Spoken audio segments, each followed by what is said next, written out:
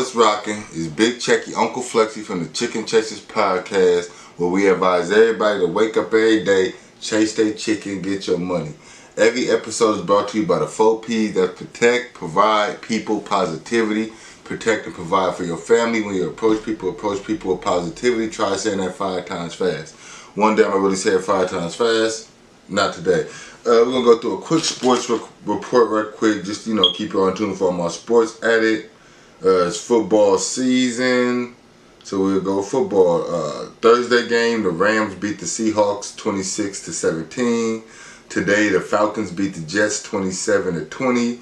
The Eagles beat the Panthers 21-18. The Packers beat the Bengals 25-22. The Patriots beat the Texans 25-22. That's crazy. The Titans beat the Jaguars 37-19. The Vikings beat the Lions 19-17. The Steelers beat the Broncos 27-19. The Buccaneers, Tom Brady the GOAT, beat the Dolphins 45-17. The Saints beat the Washington football team 33-22. The Chargers beat the Browns 47-42. Damn, that was a high score. Let me see. The Cardinals beat the Niners 17-10. The Cowboys beat the Giants 44-20. The Bills beat the Chiefs 38-20. And finally, the Bears beat the Raiders 20-9. And that's what brings me. Raiders. We lost to the Bears. They had a rookie quarterback. Shout out Justin Fields. He showed tremendous attributes today. A lot of heart. He went out there with a lot of confidence. But for him to show that amount of confidence, let you know that he wasn't scared of our defense. And he showed that he wasn't. And he showed that our offense wasn't in sync. Khalil Mack was out there to prove a point against his old team.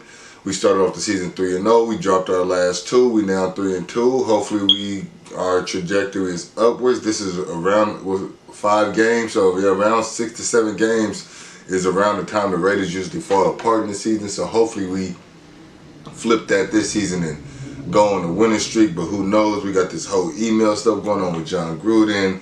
He talking about Commissioner Goodell. He talking about D. Smith. He said he had lips the size of Michelin tire gas dog. So it's like, it was definitely a race joke. He said people that lie, he said they got rubber lips, so he said he lies a lot, so that's why his lips was the size of Michelin tires. But it was definitely a race joke indicated in there. But with race jokes, I know race jokes are low-hanging fruit. So just because you tell race jokes or racist jokes doesn't mean you're necessarily racist. A lot of people have told a lot of race jokes. We've told a lot of Asian jokes, white jokes, Hispanic jokes, Jamaican jokes. Like, y'all know what we do. Jokes is jokes. So, I'm not saying he was joking. I know he was definitely serious and talking crazy, but I'm not going to just call him and I know to be a racist, like, you could be a prejudiced or a bigot and not be a racist, because I believe to be a racist, you have to, they say to be a racist, it infers that you have the power to stop another race or to prevail another race, or you have the power to affect another race positively or negatively based on how you feel about their race. So if you don't have the power, I don't believe you can be racist. You just, you can't be racist. You can't be racist if you don't have the power. You just don't like the other race. But if you have the power to affect other race, like from hiring them, if you're a police and you don't like black people and you just killing them for no reason, that kind of stuff. You know how to go when people, you can tell the racists from people that just prejudiced, but whatever it was out of line, and that might lead to the Raiders having a bad season if they can't get past this. So we don't know. Jon Gruden robbed the Raiders for $100 million, so he can't do no wrong in their organization. So past that, sports is over. You know what I'm saying? Raiders, can we do better? Can we get? We got 2 losses in a row. Can we get 2 wins in a row? That's it. That's all on that. I'm done talking about that. Then let me talk about what we're gonna talk about. Quick little subject, not gonna go too deep into it because I want to wait for my dog E to get here to really break it down.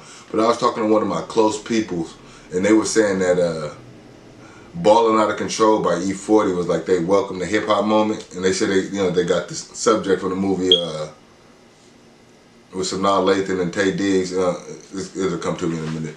But anywho, I feel like that's a good subject. Brown sugar. But I feel like that's a good subject for me and my dog to break down. Like, what was your, y'all can leave in a comment. What was y'all welcome to hip hop moment? Like, what was the first song or lyrics that y'all heard that really made you understand this genre? Like, oh, I'm gonna be down with this for life. For me, I could think of 3 off top, so I had to break it down in the video. But I remember back in the day when I was a kid and Freaks of the Industry came out with Digital Underground. And Money B had that, plain and simply back up off of B. Hit it just a little bit softer. And I used to always say that as a kid and get in trouble. So that was one, just another black man caught up in the mix, trying to make a dime in a nickel. Like the whole line, I liked it, trying to make $1 out of 15 cents, but that a dime in a nickel, that's what was like my favorite part of the song, which is crazy. And then East Coast wise, when I was a little older, and Biggie came out with that, what was that, One More Chance? And he's like, Major Pain like Damon Wayans, Low Down Dirty, even like his brother Keenan. And I was a kid and I got the scheme and the punchline. I'm like, oh, that's crazy. And even my mom, who's a first lady, super church lady. I grew up, my parents are super church people, even though my mom's favorite rapper is Too Short. You know what I'm saying? But she even like, oh, that's clean. So like that was kind of like my welcome to hip hop moments. I had to think more into it. I'm gonna have my dog talk about it too. Shout out my people, you know what I'm saying? Whenever I talk to my people, I'm sorry, I talk to y'all, I pick y'all brains for ideas for my show. If we make it big, I'll send y'all a check later. Holla at your boy.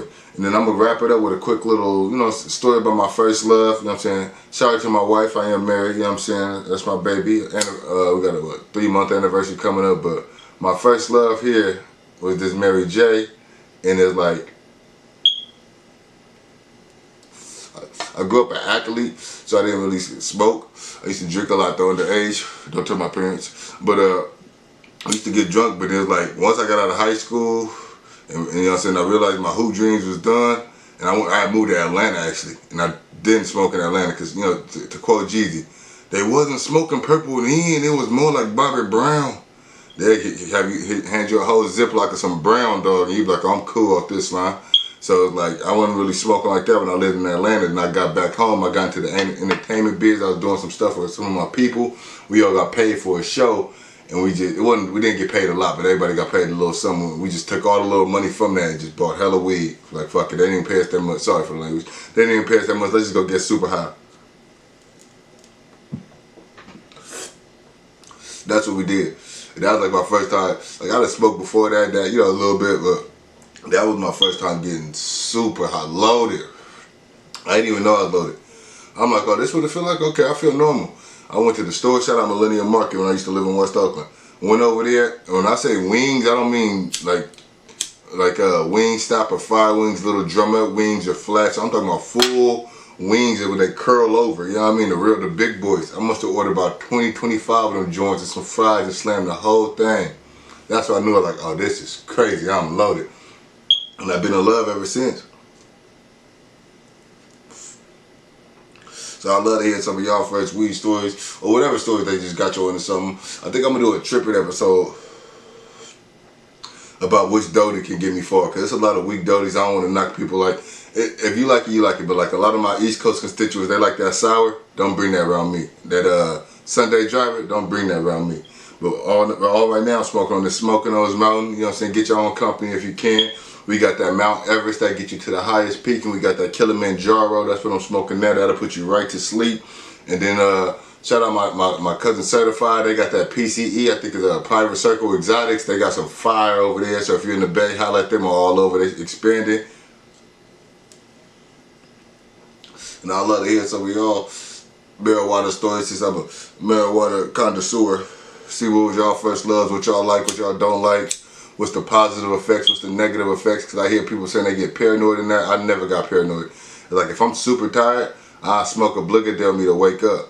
If I'm super up, I smoke a Bligadell me to go to sleep. So it's like it does everything for me. I smoke these Chuggy Chonionies all day. I work out, I stay healthy, make sure my lungs and everything is good. So the backwoods, maybe I know how y'all pure smokers be, but I tried papers, they burn too fast and all over the place. I need a nice backwood for my Chuggy Chonionis if I'm gonna smoke me a Bligadell to the neck and really get how I'm supposed to get. That's just another quick episode. Thank y'all for rocking with me. I'm rocking with y'all. Big Checky UncleFlexy for the Chicken Chasers Podcast. We out.